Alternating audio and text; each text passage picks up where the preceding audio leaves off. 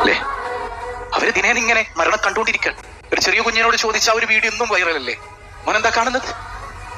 ഞാൻ സ്വർഗം കാണുന്നുണ്ട്, അൽ ജന്ന, ഞാൻ സ്വർഗം കാണുന്നുണ്ട്. ഓരോ നിമിഷവും സ്വർഗം കാണാൻ ആ കുഞ്ഞുമക്കൾ. അള്ളാഹുവിന് വേണ്ടി ഓടുന്ന മക്കൾ, ബൈത്തുൽ മുഖദ്ദസ് അള്ളാഹുവിന്റെ പരിശുദ്ധ ഭൂമി സംരക്ഷിക്കാൻ വേണ്ടി ഓടുന്ന മക്കൾ. അവർക്കൊരു ലക്ഷ്യമുണ്ട്, നമുക്കെന്ത് ലക്ഷ്യമുള്ളത്? ആ ബൈത്തുൽ മുഖദ്ദസിന് വേണ്ടി മരിച്ചു വീഴാനും ഏത് സെക്കൻഡിൽ തന്റെ ശരീരത്തേക്ക് മിസൈൽ തുളഞ്ഞു കയറുമോ, ബോംബ് വന്ന് വീഴുമോ, ഏത് സെക്കൻഡിലും അത് സംഭവിക്കാമെന്ന ചിന്തയിൽ സ്വർഗം കണ്ടു നടക്കുന്ന ആ മക്കളെ കുറിച്ച് പറയുമ്പോ ശരിക്കും നമ്മളിങ്ങനെ നാണിച്ചു പോവാണ്. കാരണം നാളെ മഹ്ശറിൽ വന്ന് നിൽക്കുമ്പോ ഈ മക്കളൊക്കെ റസൂലുള്ളാഹിന്റെ അടുക്കലേക്ക് ഓടിപ്പോകും ഹൗദുൽ കൗസർ കുടിക്കാനായിട്ട്. അള്ളാഹിന്റെ മുമ്പിൽ അവർക്കൊക്കെ വലിയ സ്ഥാനം, നമ്മളോ ഒക്കെ ഒന്നുമില്ല. നമ്മൾ ദീനിന് വേണ്ടി എന്താ ചെയ്തത്? നമ്മൾ എന്താ ചെയ്യാൻ പറ്റിയത്? നമുക്കതിന് സമയം വല്ലതുണ്ടായിരുന്നു? നമ്മൾ ദുനിയാവിന്റെ പുറകെ മാത്രം ഓടുകയല്ലേ? ദുആ ചെയ്യാനെങ്കിലും നമുക്ക് കഴിയണ്ടേ? നമ്മുടെ 5 വഖത്ത് നിസ്കാരത്തിന്റെ ദുആ വളരെ ഇമ്പോർട്ടന്റ് ആണ്.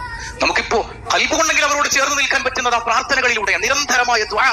അങ്ങനെയെങ്കിലും നാളെ റബ്ബുൽ ആലമീന്റെ മുമ്പിൽ ചെല്ലുമ്പോൾ പഠിച്ചോനെ, ഞങ്ങൾക്ക് അവിടെ വന്ന് അവരോടൊപ്പം നിന്ന് യുദ്ധം ചെയ്യാനുള്ള സാഹചര്യം ഉണ്ടായില്ലല്ലോ, എന്നാലും ഖൽബ് കൊണ്ട് ഞങ്ങൾ ഫലസ്തീനിലായിരുന്നു റബ്ബേ, ഖൽബ് കൊണ്ട് ഞങ്ങൾ ബൈത്തുൽ മുഖദ്ദസിലായിരുന്നു റബ്ബേ, ഖൽബ് കൊണ്ട് ഓരോ ഫലസ്തീനിലെ കുഞ്ഞുങ്ങളോടൊപ്പമായിരുന്നു റബ്ബേ. അവിടെ നിന്ന് ഒരു കുഞ്ഞ് ചേതനയിട്ട് വീഴുമ്പോ എന്റെ കുഞ്ഞ് പിടഞ്ഞു വീണ് മരിക്കുന്നത് പോലെ എന്റെ ഖൽബിൽ ഞാൻ വേദന അനുഭവിച്ചിട്ടുണ്ട് റബ്ബേ, ഞാൻ ദുആ ചെയ്തിട്ടുണ്ട്. എനിക്ക് എന്റെ റബ്ബിന്റെ മുമ്പിൽ പറയാൻ പറ്റിയാൽ അതിനേക്കാൾ വലിയ അന്തസ് എന്താണ് സഹോദരങ്ങളെ? അതിനേക്കാൾ വലിയ അഭിമാനം എന്താണ് സഹോദരങ്ങളെ? എന്ന് ചിന്തിച്ചു നോക്ക്. അതിനേക്കാൾ വലിയ അന്തസ് എന്താണ് നമുക്ക്? അവർ മരിച്ചു വീഴുന്നത് റബ്ബുൽ ആലമീന് വേണ്ടിയാണെങ്കിൽ അവരോടൊപ്പം ചേർന്ന് നിൽക്കാൻ, ദുആ ഉണ്ടെങ്കിൽ ചേർന്ന് നിൽക്കാൻ നമുക്ക് കഴിയണ്ടേ?